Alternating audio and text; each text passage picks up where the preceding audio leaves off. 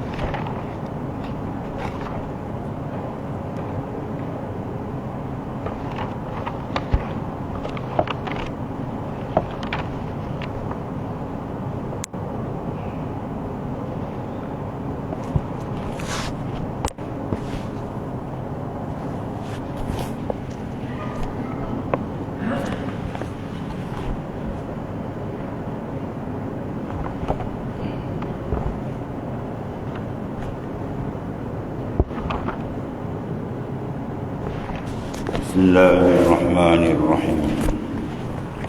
قال المؤلف صلى الله عليه وسلم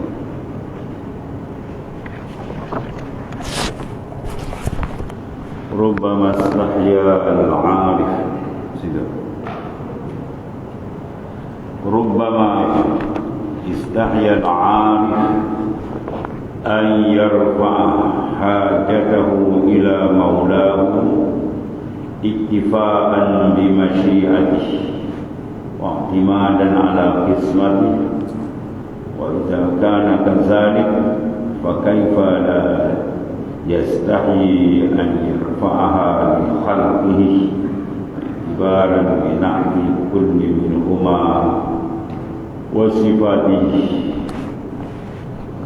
إذا كان لا يرفعها إلى الكريم الولي الرحيم العزيز الجليل فكيف يرفعها لعبد لئيم فقير ذليل؟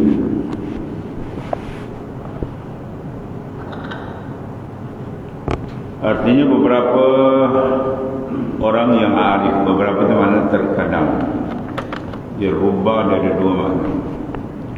Rubah satu makna ditaksir, satu lagi rubah ditaklil. Maka sini dipakai rubah ditaklil, makna terkadang.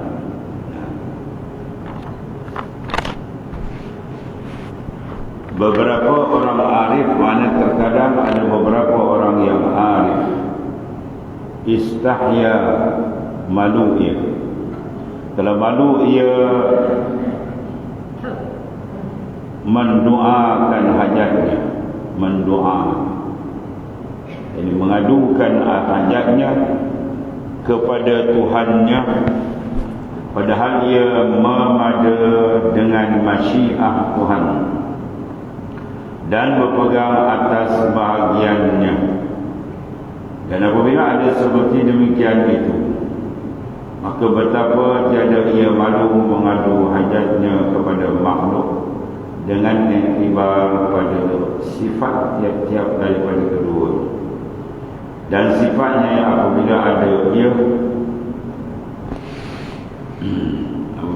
ada ia tiada mengadu hajatnya kepada Tuhannya yang karim dan ghaniyun dan azizun, maka betapa mengadukan hajatnya bagi hamba yang jahat, yang fakir, yang hina.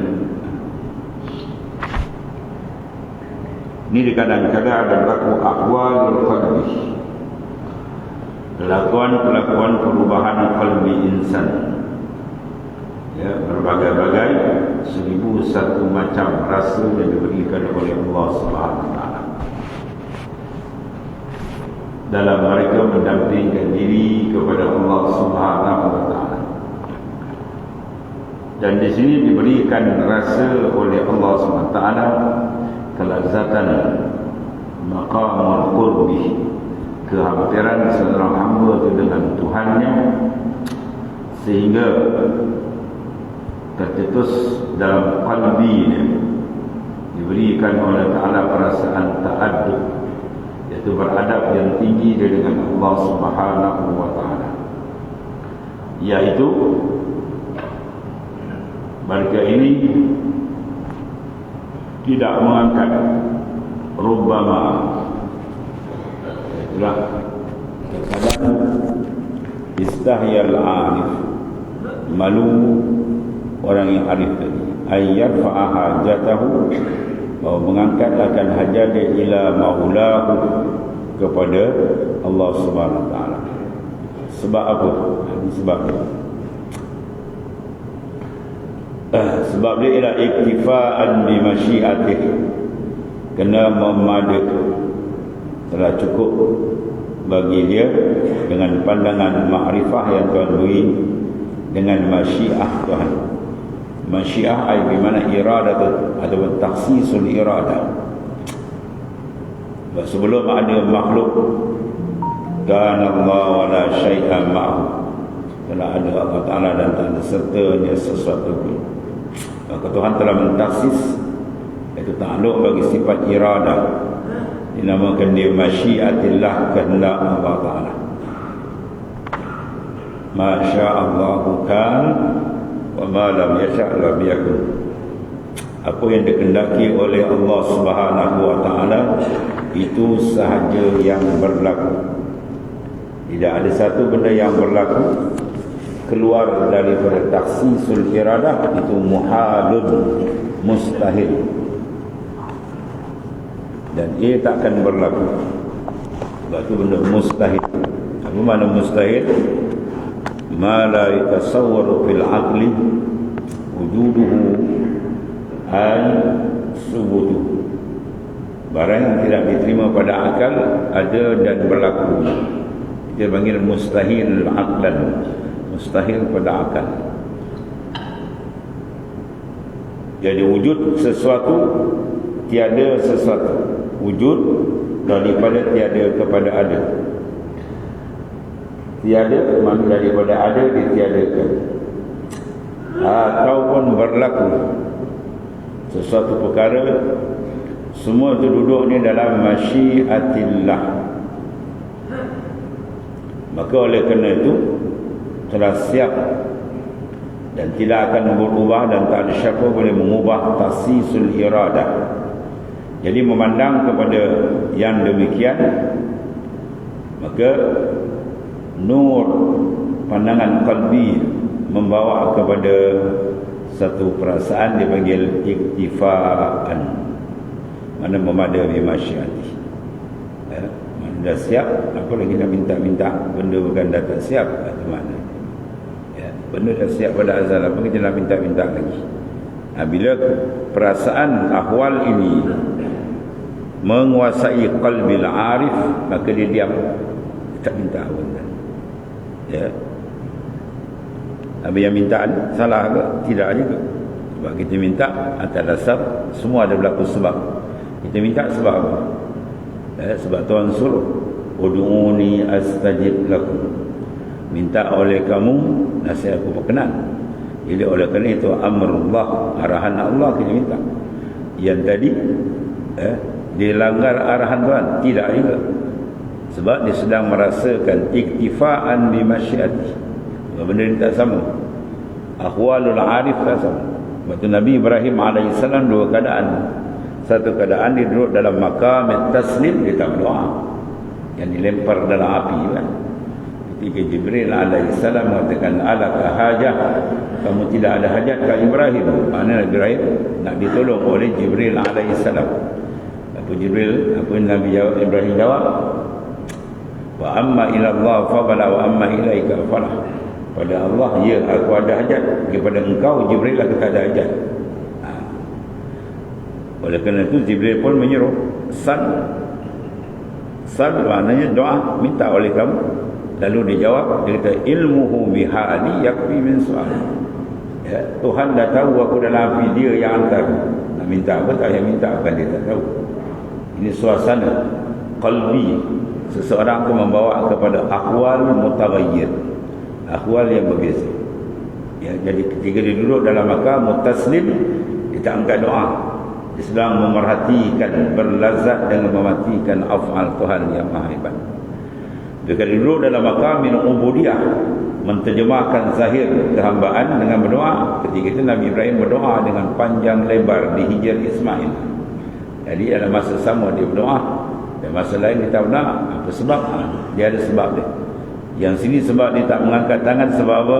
Iktifaan bi masyiatih, kerana dia sudah memada dengan masyiah, iaitulah taksisul iradah.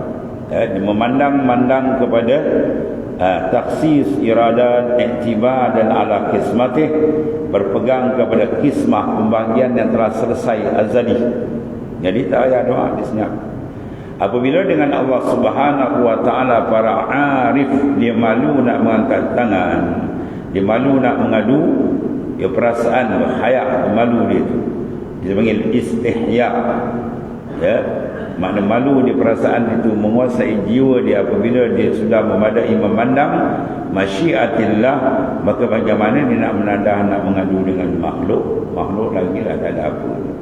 Dengan Tuhan sendiri pun ada kala perasaan, rasa kalbi dia, akhwal dia begitu menyebabkan dia malu nak berdoa kepada siapa pada azal.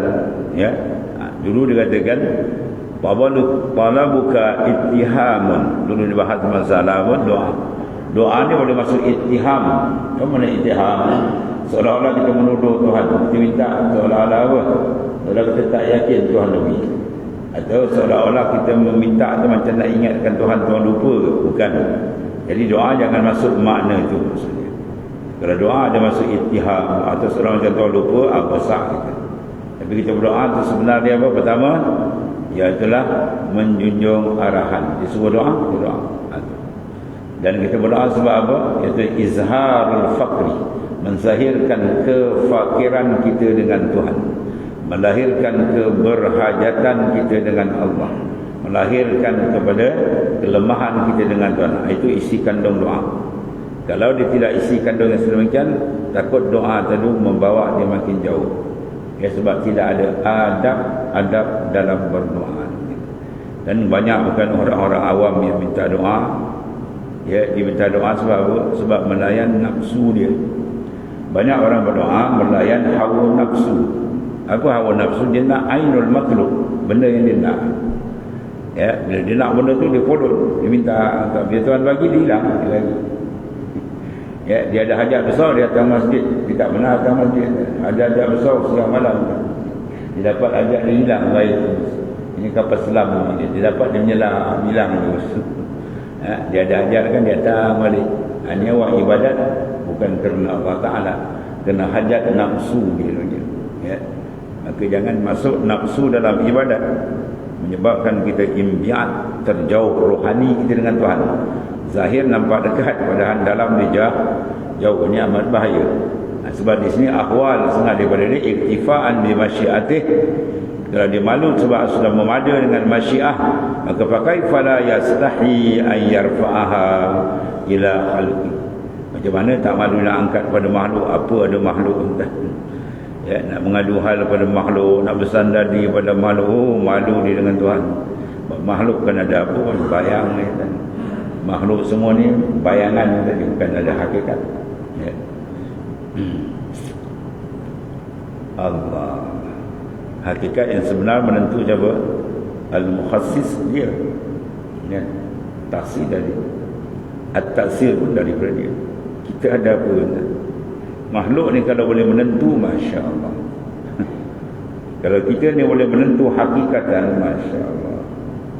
Hospital tak ada kan tadi, doktor pun tak ada. Siapa nak sakit? Ya? Siapa nak sakit? Seorang tak nak sakit. Tapi kenapa duit hospital dia banyak? Ya? Orang nak senang, nak hajat banyak. Adakah semua hajat kita dapat? Banyak hajat. Hajat terkendala. Dua perkara yang memeranjatkan. Kadang dibuat lebih kurang tapi dapat. Kerana dia buat tu fokus betul-betul, tiba dia tengah tak dapat. Banyak berlaku. Kalau di Jepun banyak dia keluar majalah kan. Dia terkejut naik 15 tingkat dia terkejut. Naik 17 tingkat dia terkejut. Sebab apa? Sebab dia berpegang pada diri dia. Dia buat satu kerja tu, dia kata ini confirm dapat. Kali tak dapat, pum. Itulah sebab dia jahil, tak kenal Tuhan. Ya. Orang mukmin dah, kita tak berpegang dengan makhluk. Makhluk tak ada apa. Bayang ni dan ya. Sebab kalau kita boleh menentu pada hakikatnya, ada orang susah, tak pernah susah. Ada orang sakit, tak pernah sakit. Ya. Satu orang wali kata, cukup aku mengenali kebesaran Tuhanku dengan dua perkara. Yang aku nak, tak dapat. Yang aku tak nak, aku kena tangguh. Dah, aku tahu dah. Ada kuasa besar yang menyusun semua perkara. Cukup. Itu je. Tak payah nak dalil panjang lagi tadi. Terang di depan kita. Sebab tu hakikatul khalaik, hakikat segala makhluk ni apa? La yadurru wa la yanfa'. Tidak boleh memberi mudarat dan tidak boleh memberi manfaat. Itu hakikatnya. Ya. Terus kata kita fakir hina jauh ni, Rasul yang mulia tak ada sifat tu.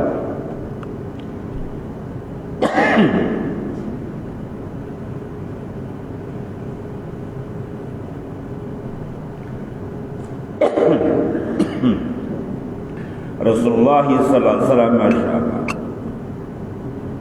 Rasul yang sangat-sangat cinta kasih pada umat. Ya, banyak perkara-perkara dalil menunjukkan dia kasih pada umat. Dan yang paling dihajati sekali apa, bahawa umat dia tadi semua dia dimasukkan nurul iman wa nurul Islam. Tapi Allah kata apa? Innaka la tahdi man ahbabta walakin Allah yahdi man yasha. Sesungguhnya engkau tidak boleh memasukkan hidayah pada orang yang engkau kasihi, tapi Allah Ta'ala yang memasukkan. Walakin Allah yahdi man yasha. Tuhan memberi hidayah pada orang yang dikehendaki. Yasha itu nama masyiah. Yasha mana yang dikehendaki oleh Allah Ta'ala. Bermakna orang yang ada dalam masyiah Allah Ta'ala beriman, dia beriman. Kalau dia tak ada dalam masyiah kehendak Allah tak beriman, Abu Jahal, Abu Lahab duduk sekampung, satu karya, satu kampung berdekatan. Rasulullah SAW bukan dia beriman, dia lawan habis-habisan. Sayyidina Salman al-Farisi jauh duduk, dia sudut geografi, tapi dia berjalan, dia cari Rasulullah SAW dan dia beriman. Ya, hakikatnya dia masyiah. Jadi bermandang kepada masyiatillah, maka kata pengarang istahyal arif, malu segala orang yang alif, ayyarfa'a hajatahu ila maula. Dia nak angkat hajat daripada maula pada Tuhan, dia malu. Sebab apa? Dia dah nampak semua dah siap. Kalau begitu pakai fala yastahyu ayyarfa'a ila. Macam mana dia nak angkat hajat, dia nak tumpu pada makhluk, oh lagi dia malu kan. Ya. Sebab tu orang yang menumpukan hajat dia, bahkan dirasakan makhluk seolah-olah boleh memberi manfaat dan mudarat, itu orang yang sudah jauh terbabas ya, dari segi pegangannya. Sebab banyak wirid-wirid yang diberikan oleh para arif ya, yang menuju ke arah itu. Wa ilallahi turja'ul umur. Itu semua ayat Quran. Ya, kepada Allah kamu serahkan segala urusan. Hasbunallahu wa ni'mal wakil. Ya, sebaik-baik Allah Ta'ala, sebaik tempat kita berserah, bukan pada makhluk maknanya.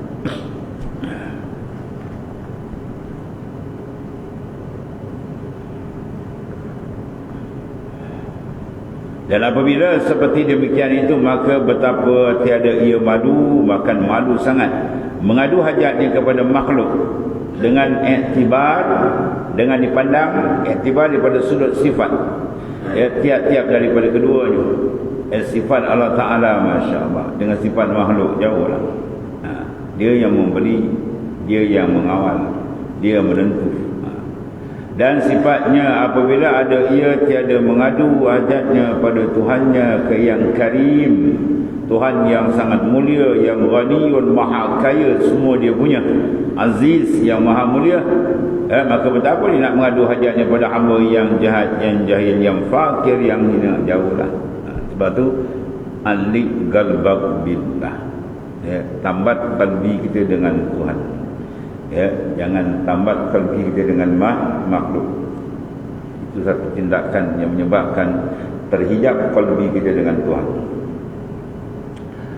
Dan sesungguhnya telah ditanyai Syekh Wasiti, seorang daripada wali besar rahimahullah ta'ala, daripada mendoa. Maka katanya, takut aku akan mendoa. Maka dikata bagiku, jikalau engkau minta akan kami barang yang tiada bagimu kepada kami, maka sebenarnya engkau menuduh akan kami. Ya, Syekh Wasiti dalam bab doa di bab ulasan, dia kata, kalau sekiranya barang yang aku minta itu tidak ada pada azal untukku, memang tak ada, seolah-olah kan nak menuduh Tuhan pula. Jawab Ustaz, dia jadi perasaan tu ada. Dan jikalau kau meminta akan kami barang yang bagimu, kau minta rezeki, dan rezeki memang dah ada, tak minta pun dapat kepada kami, maka sebenarnya engkau jahat puji atas kami.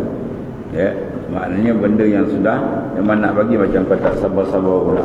Itu maksudnya. Jadi benda akhwal arif billah menyebabkan setengah-setengah tu tidak mengangkat tangan dia untuk berdoa, bahkan dia taslim, dia serah terus. Jadi kalau engkau reda nasaya, kami lakukan bagimu segala pekerjaannya barang yang telah kami hukumkan bagimu. Kalau kamu reda, kamu sabar, reda, yang kau punya memang tetap sampai, itu selalu bimbang lah, ya, yang kami dah hukumkan dalam segala masa. Atau dalam kata si Al-Wasiti, ya, qad sila Al-Wasiti radhiyallahu an ayyalwa. Lalu dia kata apa? Akhsha an ad'u, aku bimbang, aku berdoa, fakira li in sa'altana ma laka indana faqad yahtamat. Kalau kau berdoa minta barang yang dah ada kat kami, faqad tahamtana, seorang kau memberi tohmah akan kami. Wa in sa'altana, kalau kau minta akan kami ma laisa laka indana, benda tu memang tak ada kami, faqad asa'ta as-sana, ya, seorang kau menjahat sangka dengan Tuhan. Inna radhi'illah, kalau kau reda, ajrainah, kami menjalankan laka bagi engkau fil umur, semua urusan dah siap. Ma qadainah laka, barang yang kami dah qadahkan pada kamu dah siap. Jadi memandang keadaan ini dan suasana ini, ya, maknanya menyelubungi, menyinari qalbi, hati arif. Contohnya Imam Al-Wasiti, maka menyebabkan kita berdoa. Jadi mereka berdoa ada cara dan adab. Kalau kita berdoa pun ada cara, adab dan ada nas. Jangan kita setengah macam Wahabi ini, dia tengok tentang dia orang tak berdoa, dia kata ni bid'ah, salah, Quran suruh ud'uni. Habis dia tak pandang pula yang Nabi Ibrahim dan Nabi tak berdoa ke apa? Nabi Ibrahim bid'ah juga. Ya, ni kadang-kadang mereka ni singkat pengetahuan. Dia nak banding dengan arifina billah, orang yang arif, yang benar-benar mengenali Tuhan zahir dan batin dengan Allah Ta'ala, yang penuh beradab dengan Tuhannya. Allah. Dan kata Ibnu Mubarak rahimahullah ta'ala, tiada aku mendoakan Allah pada masa 50 tahun. 50 tahun aku tak angkat doa, aku diam. Siapa dia? Ibnu Mubarak, Sultanul Muhaddisin, raja dalam bidang hadis. Bukan jalan-jalan orang, Raisul Mukminin fil hadis, imam, ya, imam fil hadis. Allah, sultan, Sultanul Muhaddisin, ulama hadis terbesar ni. Dia merupakan alim bagian hadis, ulama besar, melaut ilmunya, dan dia merupakan orang yang berjuang, berjihad pada jalan Allah Ta'ala, dan dia merupakan sahibul karamah, wali besar yang karamah. Dia boleh mengambil daripada alamil malakut, ya, ni Syekh Abdullah Al-Mubarak. Dan dia pernah sezaman dengan Sayyidina Fudil bin Iyad, ni wali juga, sama-sama wali. Dan dia ke depan dalam medan perjuangan. Adapun ya, Syekh Fudil jaga ke belakang sikit dan sama-sama menyebarkan ilmu. Lalu Syekh Abdullah Al-Mubarak memberi surat kepada Fudil, menegur dia, ya abidal haramain, Lau absartana la alimna annaka bil ibadati tal'abu. Man kana haddihi bidumu'ihi tatahaddabu wa nuhurina bidima'ina tatahaddabu. Hei orang yang beribadat dua tanah haram. Mana yang mengajar dua tanah haram? Bukan mengajar Masjid Pulai kan? Bukan mengajar Masjid Azim, bukan mengajar Masjid Nim. Tanah haram dia ajar, Masjidil Haram, Masjid Nabawi dia ajar, bukan jalan-jalan. Hei orang yang mengajar dua tanah haram. Lau absartana la alimna annaka bil ibadati tal'abu. Kalau kau lihat apa yang aku buat, kata Syekh Abdullah Al-Mubarak. Di siang hari aku gunakan kuda aku memecut, berjihad mempertahankan agama Allah Ta'ala. Dan di malam hari aku gunakan kuda aku untuk menyebar ilmu seumpama kamu. Musuh nak menyerang Islam, kau hanya baca kitab aja. Kau tak pergi berdepan dengan musuh, berjihad dan berjuang. Ya. La alimna annaka bil ibadati tal'abu. Kau sedang kau bermain-main dengan ibadat. Musuh nak tanya Islam, kau diam. Kau paslun baca kitab je, kau tak berjuang. Kau bermain-main dengan ibadat, kata Syekh Abdullah Al-Mubarak. Bila ditegur begitu, si Fudil pun tukar giat. Itu ulama dulu, dua wali besar. Ya, dia tukar giat. Dia tak kata, kau komen aku, kau siapa dah. Itu keikhlasan ulama dulu, wali-wali besar. Dia tegur, la alimna annaka bil ibadati tal'ab. Man kana hadduhu bidumu'ihi tatahaddabu. Mereka yang mengalirkan air mata kena rindu ke Tuhan. Batang leher kami mengalirkan darah untuk menyelamatkan agama Allah. Habis dengar tu Fudil pun terperanjat di sana. Dua wali kan. Dan karamat dia ni Syekh Abdullah Al-Mubarak, pernah 15 orang muhaddis, ulama hadis besar datang menziarahi dia. Dan bagi ulama hadis, dia kena beramal dengan hadis-hadis yang ada padanya, terutama dalam meraihkan duyuf, tetamu yang datang. 15 orang ulama hadis datang, bukan orang kan. Jadi sunat bagi kita pergi duyuf, baik datang kita jamu 3 hari tu hak dia, kita jamu. Jadi dia nak jamu tak ada apa, ayam bitik tak ada, kambing tak ada, yang ada seekor kuda dia sembelih kuda. Ya, kuda dia sembelih. Dan bila kuda sembelih, cek mek dia pun berbunyi. Cek mek, dia punya mek berbunyi. Dia kata, abang dah tak ada apa, tinggal kuda seekor. Abang dah sembelih, apalah nak bergerak sana payah gini kan. Dia kata, aku sembelih kena beramal dengan hadis Rasulullah sallallahu alaihi wasallam. Engkau komen benda ni, engkau tidak layak duduk dengan aku. Sila balik rumah mak kau. Dia cerai tu kan. Dan bila cerai, sunat dia bagi mut'ah. Ni bukan mut'ah Syiah, ni kan mut'ah tu sesat. Ini sagu hati. Di mana dia ambil sagu hati? Ni. Dia buka di pintu bilik dia, dia pun buka dia isyarat, sebungkal emas tu. Ambillah bawa balik dia. Ya, sebungkal emas dia ambil dalam malakut. Ada karamat dia. Dia seorang punya karamat, ulama hadis besar, dan berjuang berjihad, masya-Allah hebat. Tiba-tiba dia kata apa? Aku telah meninggalkan doa 50 tahun. Siapa nak komen? Siapa nak lawan ulama hadis? Ada Wahabi nak bunyi. Dia kan jalan orang, ulama hadis besar.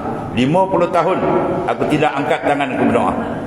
Sebab apa? Sudah cukup apa yang Tuhan dah tentukan. Sebab apa? Ketika itu dia punya apa? Akhwalul qalbi dia sudah kuat memandang kepada apa tadi? Asyik memandang kepada masyiah. Ya, kepada masyiah, penentuan Allah dah siap pada azan. Ya, itu cantiknya kedudukan para wali-wali macam-macam dan ya. Dan tiada aku berkenak kepada doa seorang, dan aku pun tak suruh orang doakan aku situ. Kerana bahawasanya lalulah atas barang yang telah lalu. Apa maknanya? Qada dan taksis Tuhan dah siap azan. Ya, itu maksudnya. Dan dia pula tak komen dalam doa. Dalam doa ada cara dia pula. Berdoa tadi apa? Kalau kita berdoa, kita beramal dengan zahir ayat ud'uni astajib lakum. Tuhan suruh berdoa, kita berdoa lah. Di sini pun dua-dua ada nas, dan dua-dua tu ada cara masing-masing. Ya, masing-masing mempunyai rasa-rasa rohani yang lazat. Ketika dia lazat merasakan apa? Iktifaan bima fil azal, iktifaan bima syiatillah, kelazatan yang tahu kat kalbi dia. Dia stop kita doa. Ya, dia sedang menghadap Tuhan dengan kelazatan, merasakan iktifaan bima syiati. Ada pun orang yang berdoa pula, dia berlazat dengan apa? Bermanja dengan Tuhan yang memohon ketuhanan, ya. Menampak fakir dia ada cara masing-masing. No comment. Ya, dua-dua tu ada jalan. Nanti dia antara itu. Dua-dua ni pun berlaku pada Nabi Ibrahim. Nabi Ibrahim cabutan Nabi, Rasul, Ulul Azmi, Khalilullah. Bukan jalan-jalan. Nama dia sebut dalam sembahyang kan? Ya. Nama kita kau sebut sembahyang kan? Batal sembahyang ni. Nak sebut nama kita batal sembahyang ni. Ini nama Ibrahim, selawat kita baca selawat. Ya, tak sah sembahyang. Satu besarnya sahabat Nabi Ibrahim, dia pun ada dua keadaan. Ada kala dia berdoa, ada kalanya sebalik. Allah. Dan telah ditanyai Syekh Abu Hasan radhiyallahu an daripada ilmu kimia. Itu ilmu kimia. Yakni ilmu buat emas. Yang ada pada Nabi Musa alaihi salam. Qarun merupakan orang kanan Nabi Musa, dan dia antara orang yang boleh menghafal Taurat. Taurat ada berat, ya. Mengikut ulama tidak sampai 10 jari orang yang boleh menghafal Taurat. Tak sampai angka 10 orang yang boleh hafal Taurat. Tapi Qarun hebat. Dia hafiz, dia boleh hafal. Kita Quran ramai kan, juta orang hafal Quran. Tapi Taurat ni tak sampai 10 orang. Tapi Qarun di antara orang yang boleh hafal Taurat. Dia tahu Nabi Musa ada ilmu kimia, dia kecek Nabi Musa, dia ambil sampailah takdirnya, ringkas cerita dapat. Bila dapat dia habis. Dia polon sampai kuda dia 70 ekor menanggung kunci saja, dan bukan emas, kunci gedung. Macam mana ni gedung? Bila turun ayat zakat habis, pum meletup. Ya Musa, ini bukan ayat Tuhan, ini kau dengki dengan aku. Habis. Ma basaqada arsanu zullin illa ala bizri tama'in. Tidak merantingnya ranting kehinaan dalam diri seorang, melainkan dia tumbuh daripada biji benih tamak. Bila tamak tu ibarat benih ada dalam kalbi kita, maka dia akan besar. Dia jadi sebatang pokok, maka dia akan keluar dahan. Daripada dahan dia keluar ranting. Arsan mana ranting. Ranting lebih banyak daripada dahan. Jadi banyaknya ranting-ranting kehinaan yang keluar daripada diri insan yang ada tamak. Ya, pertama dia tolak ayat Quran. Ini bukan ayat Allah, ini bukan ayat Allah yang Musa ni. Tak cukup lagi dia suruhnya perempuan berzina. Habis. Dia kata perempuan kau ada mengandung masuk, kau pergi istihad tengah bandar, aku berzina dengan Musa. Dia buat fitnah dengan Musa. Bukan. Akhirnya apa? Tuan turunkan satu perkara besar, hari pembahasan nak mahkamah, tuan sedut, pum, habis tenggelam. Di Mesir dia tenggelam. Sekarang ikut ulama dia tengah turun sikit. Sampai kiamat berinjak bumi yang ketujuh. Sengaja tuan azab sikit. Kita pula orang Melayu pergi cari ayat Karun kat Gunung Ledang. Bawa piuk bocor lah, sambut ketuk lesung bocor je macam dan orang Melayu. Ya, ada yang pakai macam-macam alat canggih nak cari ayat Karun. Macam-macam. Tengok sini. Jadi maknanya Allah.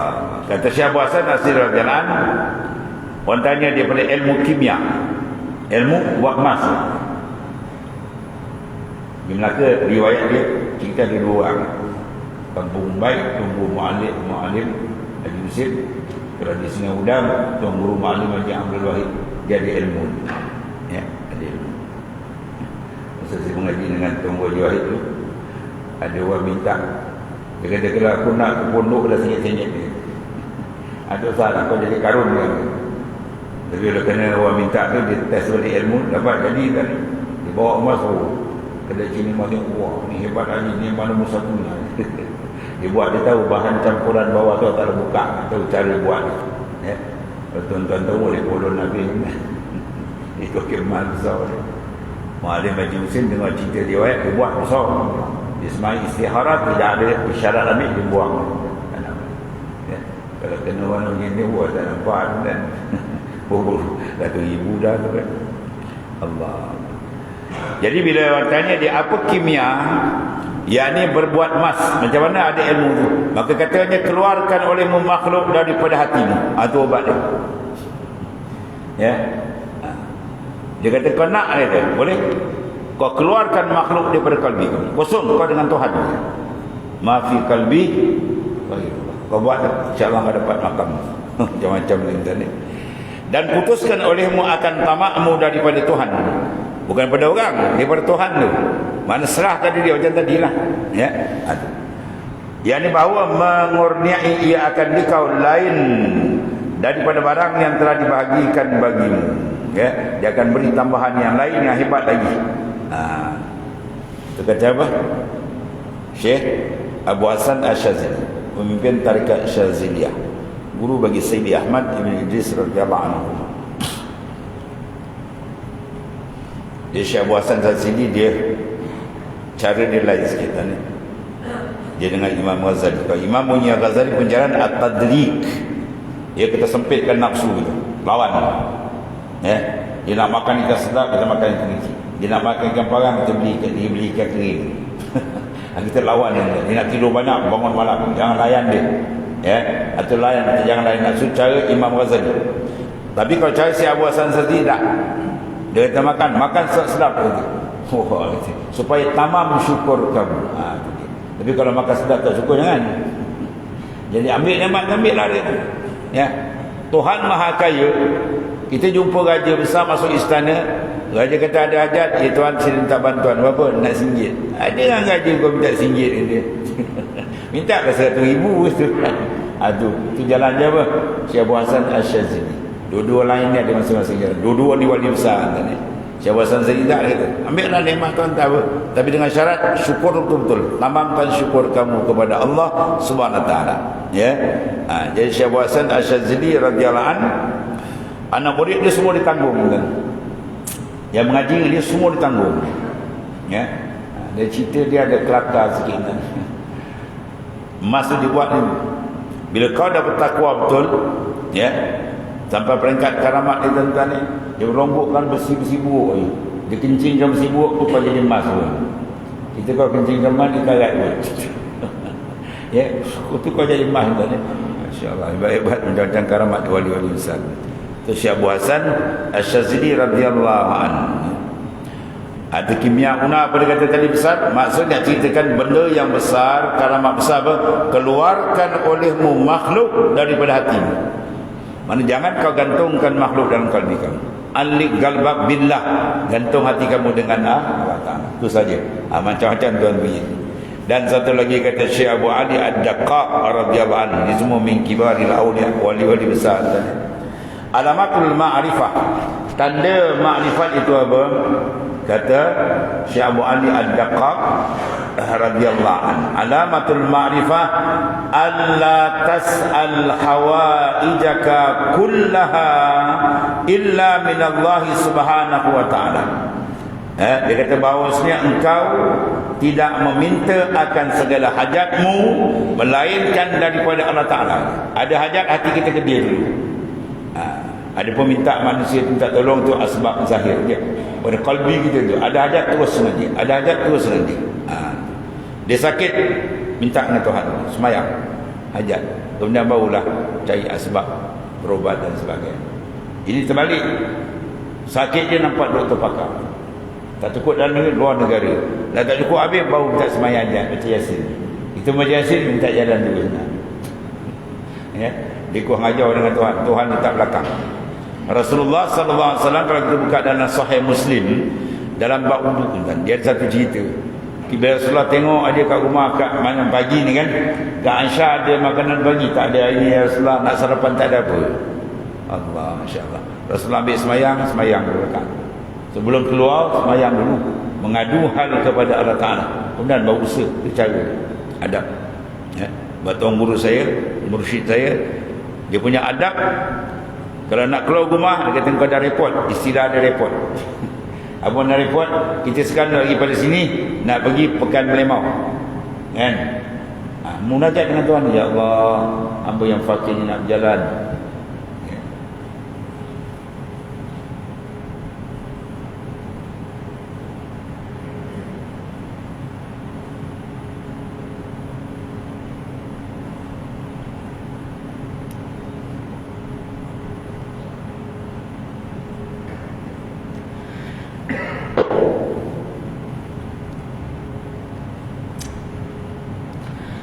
Allah.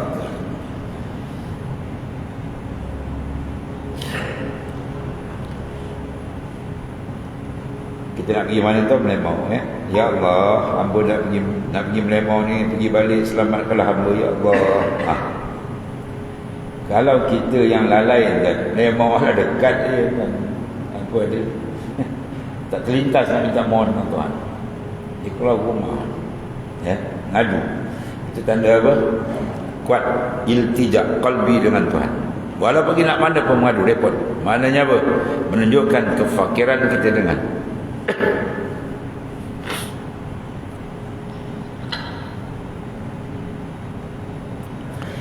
Allah. Itu kata Syekh Ali Ad-Daqaq. Alamat di bahawasanya engkau meminta akan segala hajat, kecil atau besar, tak akan minta melainkan daripada Ta'ala saja. Sedikit ia atau banyak itu, telah berjalan jauh ia atau dekat sama. Sebab kita merasa kita dalam semua dalam kawalan dia, dan merasakan dia yang memiliki, yang mengurus segala-galanya. Seperti Nabi Musa alaihissalam salawatu wassalamu berkendak ia kepada melihat, maka katanya, hai Tuhanku, lihatkan olehmu akan daku, aku melihat kepadamu. Itu mana adab, ya. Seperti Nabi Musa minta, Rabbi inni lamma anzalta, ya Rabbi arini anzuri ilaik, Rabbi ya Tuhanku arini, perlihatkan olehmu akan daku, anzur ilaik, ya aku nak lihat akan dikau. Ya Allah. Dan berkenak ya pada satu hari kepada roti, ya, dia nak roti. Apa dia kata? Katanya, hai Tuhanku, bahwasanya aku bagi barang yang engkau turunkan kepadaku daripada sebaik-baik fakir. Mana apa? Rabbi inni lima anzalta ilayya min khairin fakir. Makna satu benda yang paling besar Tuhan berikan pada kita, kurniaan kefakiran hati kita dengan Allah. Itu maksudnya. Sentiasa ada connect, rasa fakir. Dia yang bahaya tak rasa fakir dengan Tuhan. Ya, innal insana la yatwa ar-ra'ah. Insan tak akan jadi rosak bila dikasih dia sudah cukup, tak ada fakir dengan Tuhan. Dia rasa sihat, duit dia banyak, harta dia banyak, semua ada, apa dia tak ada apa, dia lupa yang dia tergantung, dia terikat dengan Allah Ta'ala, dia terlupa. Ini amat bahaya.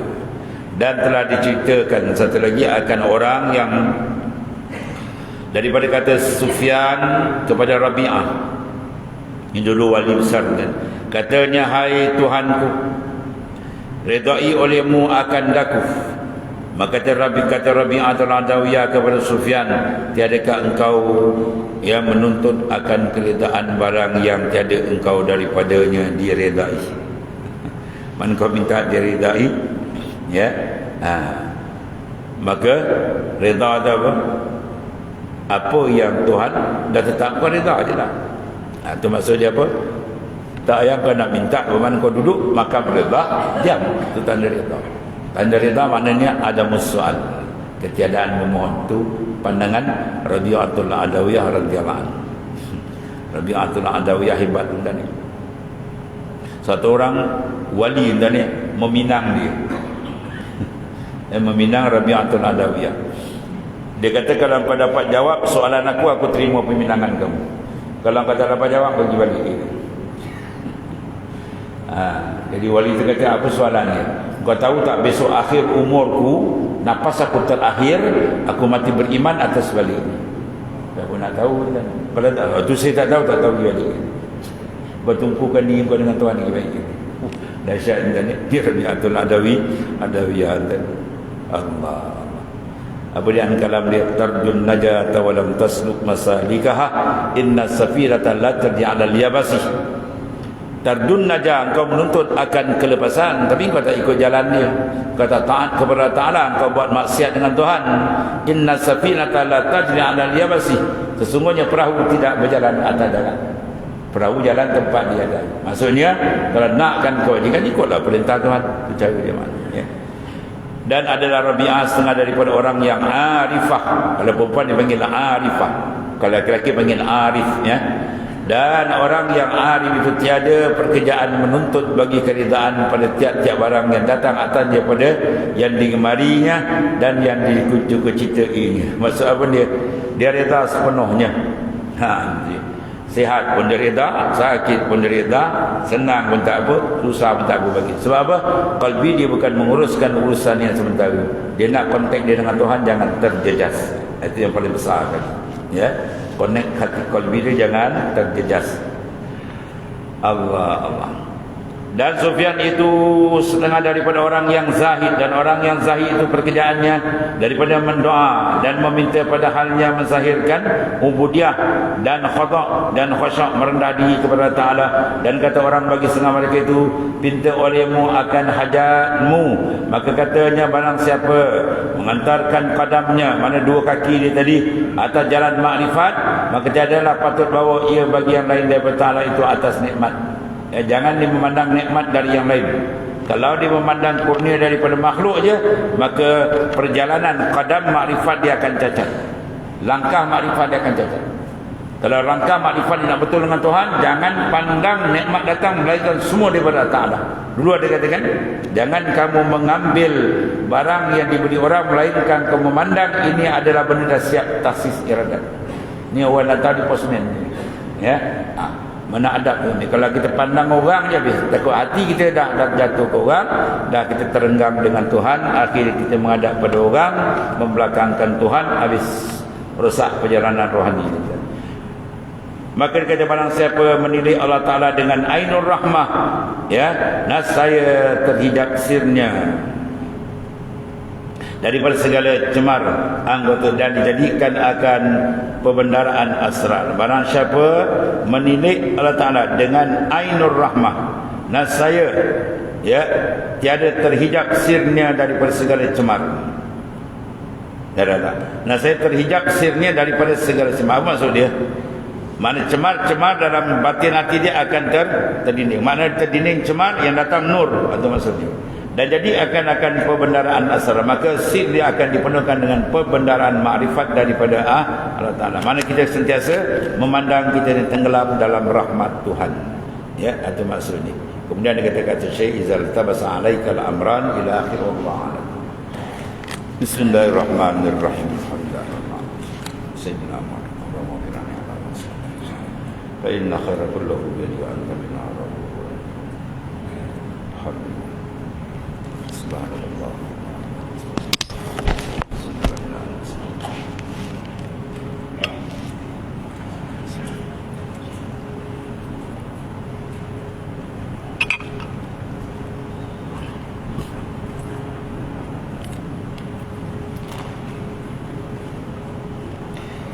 Iya.